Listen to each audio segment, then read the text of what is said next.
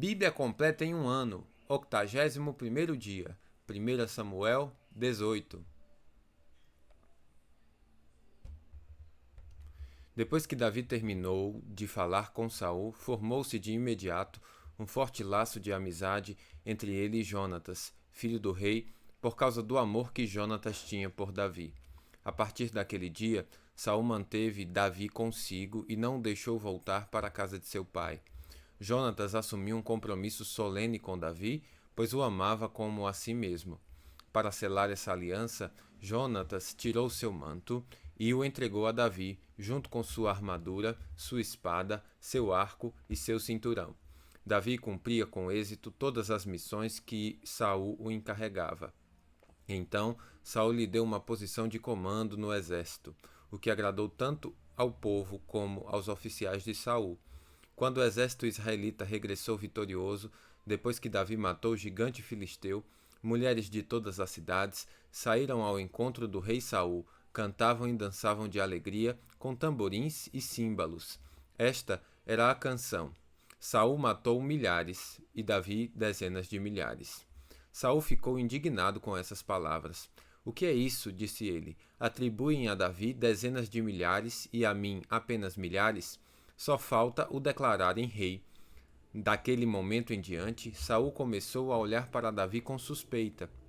No dia seguinte, um espírito maligno enviado por Deus se apoderou de Saul e ele começou a delirar em sua casa, como se fosse louco. Davi tocava a harpa como fazia todos os dias, mas Saul tinha uma lança na mão e de repente atirou-a contra Davi com a intenção de encravá-lo na parede. Davi, porém, escapou 2 vezes. Saul tinha medo de Davi, pois o Senhor o havia abandonado e agora estava com Davi. Por fim, Saul o afastou de sua presença e o nomeou comandante de 1000 soldados, e Davi conduzia as tropas vitoriosamente nas batalhas. Davi continuou a ter êxito em tudo que fazia, pois o Senhor estava com ele. Quando Saul viu isso, teve ainda mais medo. Mas todo Israel e todo Judá amavam Davi, porque ele conduzia as tropas vitoriosamente nas batalhas. Certo dia, Saul disse a Davi: Estou pronto a lhe dar minha filha mais velha Merabe por esposa. Antes, porém, sirva-me como um guerreiro valente, lutando nas batalhas do Senhor. Pois Saul pensou: em vez de matá-lo eu mesmo, vou enviá-lo aos filisteus e eles o matarão. Davi, porém, respondeu a Saul: Quem sou eu e quem é minha família em Israel para que eu me torne genro do rei? Assim, quando chegou o tempo de Saul dar sua filha Merabe em casamento a Davi, ele a deu a Adriel, um homem de Meloá. Contudo, a outra filha de Saul, Mical, amava Davi, e Saul ficou contente quando soube disso. É mais uma oportunidade de os filisteus matarem Davi, pensou ele. Para Davi, porém, ele disse: Você tem mais uma oportunidade de se tornar meu genro. Então, Saul instruiu seus servos a dizerem a Davi em particular: O rei gosta muito de você e nós também. Por que não aceita a oferta do rei e se torna genro dele? Quando disseram isso a Davi, ele respondeu: Como um homem pobre e de família humilde terá condições de pagar o dote da filha de um rei? Então, os homens de Saul contaram-lhe o que Davi disse. E Saul respondeu: Digam a Davi que o único dote que quero são 100 prepúcios de filisteus. Desejo apenas me vingar de meus inimigos. Mas Saul planejava que Davi fosse morto na luta. Quando os servos de Saul trouxeram essa notícia a Davi, ele aceitou a oferta de bom grado. Antes do prazo estipulado, ele e seus homens saíram e mataram 200 filisteus. Davi cumpriu a exigência para tornar-se genro do rei, trazendo-lhe os prepúcios. Então Saul deu sua filha Mical por esposa a Davi. Quando Saul percebeu que o Senhor estava com Davi e viu como sua filha Mical o amava, temeu Davi ainda mais e continuou a ser inimigo dele pelo resto de sua vida. Sempre que os comandantes dos filisteus atacavam, Davi era mais bem-sucedido contra eles que todos os outros oficiais de Saul. Assim, o nome de Davi se tornou muito famoso. 1 Samuel 19. Saul instigou seus servos e seu filho Jonatas a matarem Davi. Mas Jonatas, por causa de seu grande afeto por Davi, contou-lhe os planos de Saul. Meu pai busca uma oportunidade para matá-lo. disse ele. Amanhã cedo, você precisa encontrar um lugar para se esconder. Pedirei a meu pai que saia comigo até o campo e falarei com ele a seu respeito. Então lhe contarei tudo o que conseguir descobrir. Na manhã seguinte, Jonatas falou com seu pai sobre Davi e disse muitas coisas boas a respeito dele. O rei não deve pecar contra seu servo Davi, disse Jonatas. Ele nunca fez nada para prejudicá-lo, sempre o ajudou como pôde.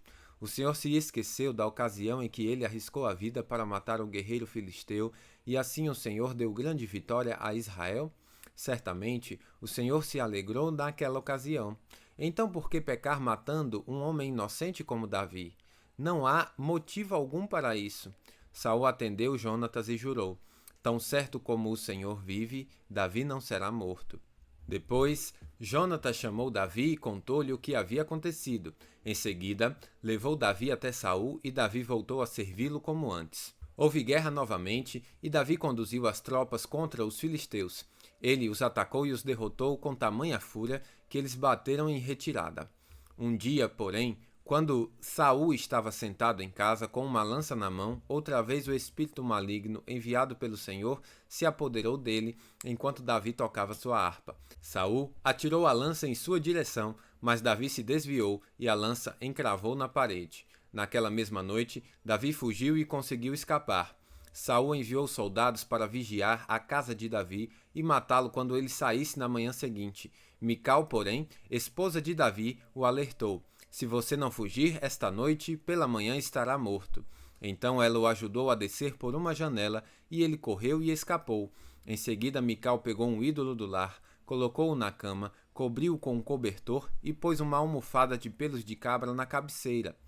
Quando os oficiais de Saul vieram prender Davi, Mical lhes disse que ele estava doente e não podia sair da cama. Saul, porém, enviou os oficiais de volta para prenderem Davi. Tragam-no aqui com a cama e tudo para que eu o mate, ordenou. Mas, quando chegaram para levar Davi, descobriram que na cama havia apenas um ídolo do lar com uma almofada de pelos de cabra na cabeceira. Saul perguntou a Mical: por que você me traiu e deixou meu inimigo escapar? Fui obrigado a deixá-lo fugir, respondeu Mical. Ele ameaçou me matar se eu não o ajudasse. Assim, Davi escapou e foi a Ramá para encontrar-se com Samuel e contou-lhe tudo o que Saul havia feito. Então Davi foi morar com Samuel em Naiote. Quando Saul foi informado de que Davi estava em Naiote, em Ramá, enviou oficiais para o prenderem. Chegando lá, viram Samuel à frente de um grupo de profetas que profetizavam. Então, o Espírito de Deus se apoderou dos oficiais de Saul e eles também começaram a profetizar. Quando Saul ouviu o que havia acontecido, enviou outros oficiais, mas eles também profetizaram. A mesma coisa aconteceu com um terceiro grupo. Por fim, o próprio Saul foi a Ramá e chegou ao grande poço no lugar chamado Seco. Onde estão Samuel e Davi? Perguntou ele. Alguém informou: estão em Naiote, em Ramá. Mas, no caminho para Naiote, em Ramá, o Espírito de Deus veio até mesmo sobre Saul, e ele também profetizou até chegar a Naiote. Saul rasgou suas roupas e, despido, deitou-se no chão o dia todo e a noite toda, profetizando na presença de Samuel. Por isso surgiu o ditado popular: acaso Saul também é profeta? 1 Samuel 20. Davi fugiu de Naiote em Ramá e se encontrou com Jonatas. O que eu fiz? Disse Davi. Qual é meu crime? Que pecado cometi contra seu pai para que ele esteja tão decidido a me matar? Isso não vai acontecer, respondeu Jonatas. Você não será morto. Ele sempre me conta tudo o que pretende fazer, até mesmo as coisas de pouca importância. Sei que meu pai não esconderia de mim algo dessa natureza. Não é assim. Então Davi fez um juramento diante de Jonatas. Seu pai, sabendo muito bem de nossa amizade, disse a si mesmo: não contarei a Jonatas, ele ficaria magoado. Mas, tão certo como vive o Senhor, e, como você mesmo vive, eu estou apenas um passo da morte. Jonatas perguntou: o que posso fazer para ajudá-lo? Davi respondeu: amanhã celebraremos a festa da lua nova. Sempre me sentei com o rei para comer nessa ocasião, mas amanhã me esconderei no campo e ficarei ali até o entardecer do terceiro dia. Se seu pai perguntar onde estou, diga a ele: Davi insistiu que eu o deixasse ir para casa em Belém, para participar do sacrifício que toda a família dele oferece a cada ano. Se ele disser, está bem, então você saberá que não corro perigo, mas se ele se enfurecer, você saberá que ele está decidido a me fazer mal. Mostre-me sua lealdade como amigo, pois assumimos um compromisso solene diante do Senhor. Se por acaso você acha que cometi alguma ofensa contra o seu pai, mate-me você mesmo, aqui e agora. Não é necessário me entregar a seu pai. Nunca! Exclamou Jonatas. Você sabe que se eu tivesse qualquer suspeita de que meu pai planeja matá-lo, avisaria você no mesmo instante. Então Davi perguntou: Como saberei se seu pai ficou irado? Jonatas respondeu: Venha ao campo comigo. E os dois foram juntos para lá.